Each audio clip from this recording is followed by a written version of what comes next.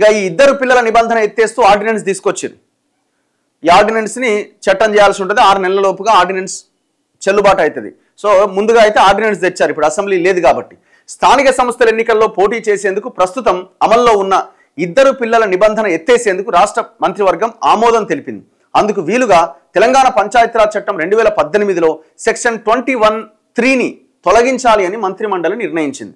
Assembly prorogue అయినందున చట్ట సవరణకు governor ఆమోదంతో ordinance తేవాల్సి ఉంటుంది. ఆర్డినెన్స్ ప్రతిపాదన దస్త్రాన్ని మంత్రివర్గం ఆమోదించింది.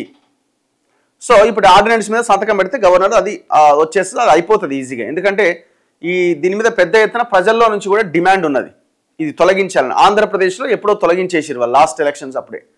సో కాబట్టి ఇక్కడ 2024లో అనుకుంటా, ఐ థింక్ నేను అనుకోవడం, అప్పుడు తొలగించేసారు. సో ఇక్కడ ఇంకా తొలగించలే. సో అది కూడా అయిపోయింది. సో ఈ ఇద్దరు పిల్లల నిబంధనతో వెసులుబాటు వచ్చిందట. తెలంగాణలో ఇద్దరి కంటే ఎక్కువ సంతానం ఉన్నవారు గ్రామ panchayat, MPTC, ZPTC and municipality ఎన్నికల్లో పోటీ చేసేందుకు త్వరలో వెసులుబాటు కలగబోతున్నది.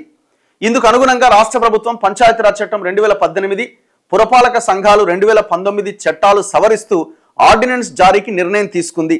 కుటుంబ నియంత్రణ చర్యల్లో భాగంగా ఇద్దరి కంటే ఎక్కువ సంతానం ఉన్న వ్యక్తులు స్థానిక సంస్థల ఎన్నికల్లో పోటీకి అనర్హులుగా పేర్కొంటూ 1994లో ఉమ్మడి రాష్ట్రంలో చేసిన చట్టం 1995 మే 31వ తేదీ నుంచి అమల్లోకి వచ్చింది. ఈ నిబంధన ఎత్తేయాలని 2 దశాబ్దాలుగా వినతులు వస్తుండటంతో రాష్ట్ర ప్రభుత్వం తాజాగా ఈ చట్టాల సవరణకు నిర్ణయం తీసుకుంది.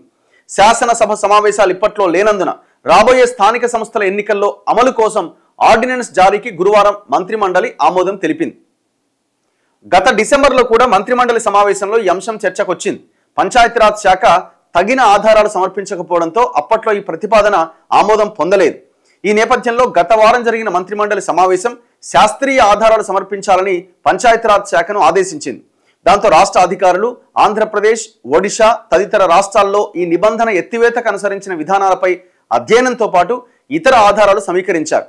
రాష్ట్రంలో సంతానోత్పత్తి రేటు తగ్గిందని, వృద్ధుల సంఖ్య పెరిగిందని వివరిస్తూ మంత్రిమండలికి గురువారం ఒక నివేదిక ఇచ్చారు. ఈ నేపథ్యంలో ఇద్దరు పిల్లలే ఉండాలనే నిబంధన సమంజసం కాదని, దాన్ని ఎత్తేయాలని సూచించారు. ఈ నివేదిక ఆధారంగా రాష్ట్ర మంత్రిమండలి నిర్ణయం తీసుకుంది.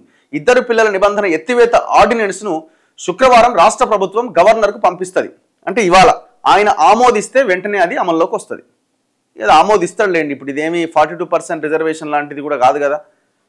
ఇది కూడా చేయలేదంటే ఇంతకంటే దారుణం ఉన్నది. ఇక చేసేస్తాడు నాకు తెలిసి. సో ఇది అయిపోయింది.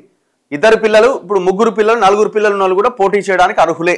అంతమంది ఏమో 1994 తర్వాత ఇద్దరు పిల్లలకి ఎక్కువగా ఉన్న వాళ్ళు పోటీ చేయడానికి అవకాశం లేకుండా ఉండే.